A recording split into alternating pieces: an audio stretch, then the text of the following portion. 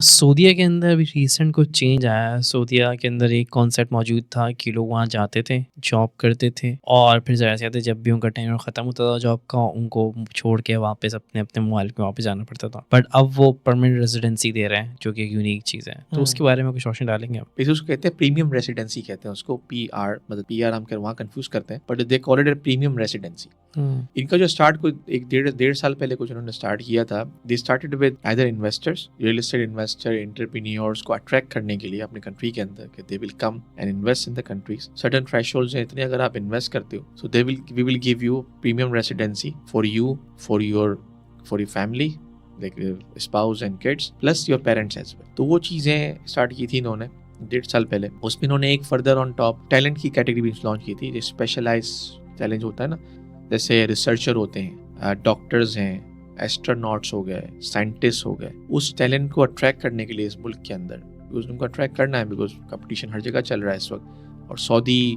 Generally एक रहा है हमेशा कि यार वहाँ पे लोग आते नहीं, तो दे फील इट डिफरेंट, उनका एक इंप्रेशन है उसका कि यार ये कोई क्या जगह है, ऐसा कुछ नहीं है, अलग है। तो उसको अट्रैक्ट करने के लिए उन्होंने ये स्टार्ट किया है। तो उसमें स्पेशल कैटेगरीज जो आती हैं तो उसमें उन्होंने उसमें स्टार्ट किया है, और फिर आप अपनी कंपनी बनाओ। Then there are centres who support the investment, entrepreneur को सपोर्ट करते हैं ये लोग, जस्ट लाइक जैसे यहाँ पे शार्क टैंक ऐसी चीजें होती हैं। तो वो उसमें मल्टीपल कैटेगरीज उन्होंने बना के रखी हुई और उसमें दे रहे हैं। ऑन टॉप उन्होंने ये भी निकाला है कि जो एग्जीक्यूटिव लेवल लोग हैं, सर्टन थ्रेशोल्ड अगर आपका है, उतनी सैलरी आपकी बनती है, so you can apply for that. तो उसमें होता है, मुझे भी थोड़ा बहुत पता चला, अब ये आया लास्ट में पता चला था कि फर्स्ट आप मेक श्योर करो कि आपकी कंपनी रजिस्टर्ड हो उनके साथ। जो प्रीमियम रेसिडेंसी की वेबसाइट है उसमें आपकी कंपनी रजिस्टर होना मस्ट है। फिर इसके बाद अगर आप एलिजिबल हो तो आप अप्लाई करो। और फिर स्पेशलाइज के अंदर ये भी निकाला है कि कुछ कंपनीज हैं जो स्पेशलाइज फील्ड में, जैसे ऑयल एंड गैस हो गया, बैंकिंग सेक्टर्स हो गया, सीएमए एंटिटीज हो गई, उनका उन्होंने अलग रखा हुआ है कि उनको उनकी क्राइटेरिया तो डिफरेंट है। So you have to go and check criterias क्या है और उस हिसाब से अप्लाई करना है। अब उसमें अप्लाई करने के बाद अगर आपको एप्लीकेशन एक्सेप्ट हो गई तो आपको 5 साल का मिलेगा